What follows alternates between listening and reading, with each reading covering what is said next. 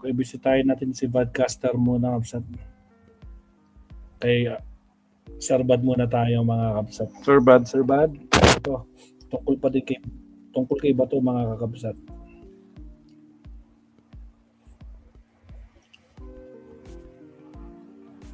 O ito, 2 hours ago. Creators, take these 3 apps I built to run my business made with Base 44. They're ready for you as Bato de la Rosa, bigong makakuha ng TRO sa Supreme Court, tuloy na ang paghuli at pagtapon sa kanya sa ICC Netherlands. Itatapon talaga. Aray ko po, saklap dito. Buenas tardes, damas y caballeros. Denied ang TRO na hinihingi ni Senator Bato de la Rosa sa Supreme Court. So, ibig sabihin nito, tuloy-tuloy na ang pag-aresto sa kanya. At kung mahuli man siya, ay itatapon na rin siya sa The Hague para makulong sa International Criminal Court Detention Facility kasama si former President Duterte. Ang maganda dito ay yung implikasyon nito. Ibig sabihin tama, di ba kini-question ito nila Alan Peter Cayetano, kaya nga ang haba-haba ng diskusyon nila, lalo na yung motion ni Marcoleta na ilagay sa protective custody si Bato de la Rosa. Ibig sabihin, mali-mali ang legal interpretation nila. Hindi lang bias sila, kundi mali pa rin. Kasi kung tama sila, di itong Supreme Court sana inapprove na yung TRO. Pero pwede rin factor dito. In fact, sayang yung isang video ko na unahan lang. Meron ako nag-record kasi nagre-record ako ng advanced video. Meron ako nag-record na video kahapon. Pero ipopost pa rin natin yan. Huwag lang kayo magtaka, ha?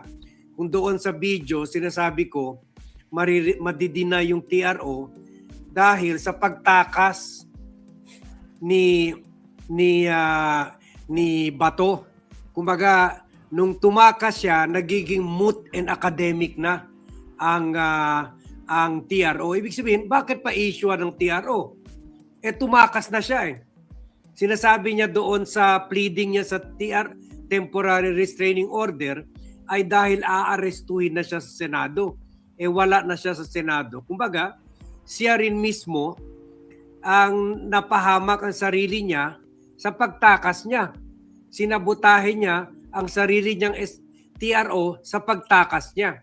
Kaya kung bukas o makalawa, makakita kayo may vlog si Bat sa umaga habang naglalakad tayo kung saan sinasabi ko na marireject yan, TRO ni Marcoleta dahil tumakas na siya.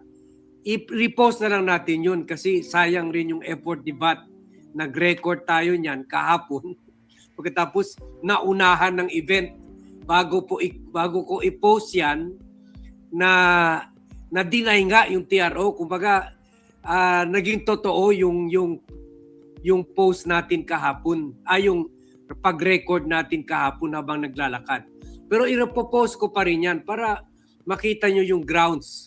Among the grounds, bakit siya possible grounds kaya na hindi na siya nabigyan ng TRO. Huwag lang kayo magtaka, bakit pinopost mo pa ito nakuha na nga, na TRO na nga, na-deny na nga yung TRO. Pero para alam nyo kung ano isa sa mga grounds kaya na-reject yung TRO. Medyo hindi lang natin yung na-post kasi ang daming mga malalaking storya. Kaya hindi natin na-post yun ng maaga. Pero na-record na natin yun kahapon. So, ang mga justices ay bumoto 9 in favor, 5 against, and 1 abstained. So, 9 out of 15 justices denied the request to give Bato de la Rosa a temporary restraining order. Ito, sampal at tadyak na naman ito. Hindi lang ito sampal, kundi tadyak pa ito sa mga DDS senator Akala nyo, ang galing-galing nyo na sa mga debate nyo. Akala nyo, walang saysay ang TRO. Ha? Eto na. Kahit ang Korte Suprema sinasabi, legit or tama yung TRO. Ha?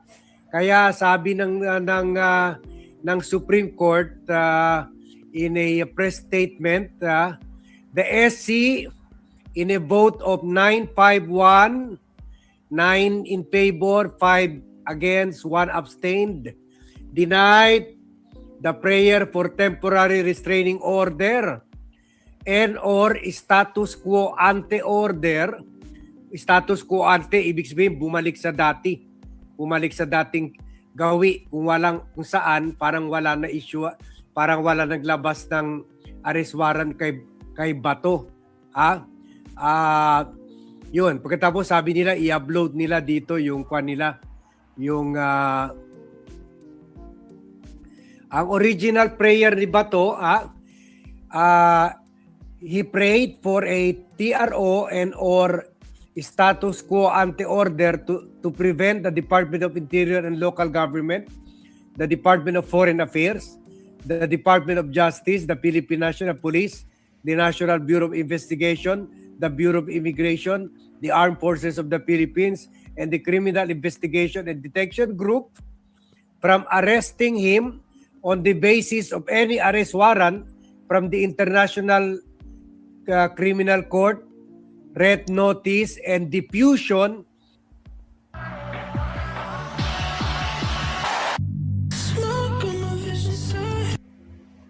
from the International Criminal Police Organization or any foreign judicial or quasi-judicial instrument without a Philippine judicial warrant. So ibig sabihin, ang gusto ni Marcoleta, si Marcoleta kasi yung nag-move na malagay siya sa protective custody. Isang kabubuhan na naman na motion ni Marcoleta. Dahil itong Supreme Court na sinasabi, there is no such animal as protective custody. Kaya hindi nila binigyan ng TRO. So dito sa petition ni Marcoleta, sinasabi niya until meron local order naglabas ng isang local court, hindi pwede ma-enforce o ma-apply o ma-serve sa kanya yung arrest warrant. So kung naniwala ang Supreme Court na dapat ganyan ang mangyari, nag-issue na sana sila ng TRO. Pero the fact wala sila na issue na TRO, ibig sabihin ay naniwala sila na legit yung paglabas ng ICC arrest warrant at hindi na kailangan ng local arrest warrant para maaresto si Marcoleta. Sa earlier statement ni John Vic Remulla, even by Malacanang, even by the NBI, even by the DOJ and the DILG, sinasabi nila hindi pa naman pwede arestuin si Bato de la Rosa hanggang hindi pa na-finalize or hindi pa natapos yung Supreme Court i-rule or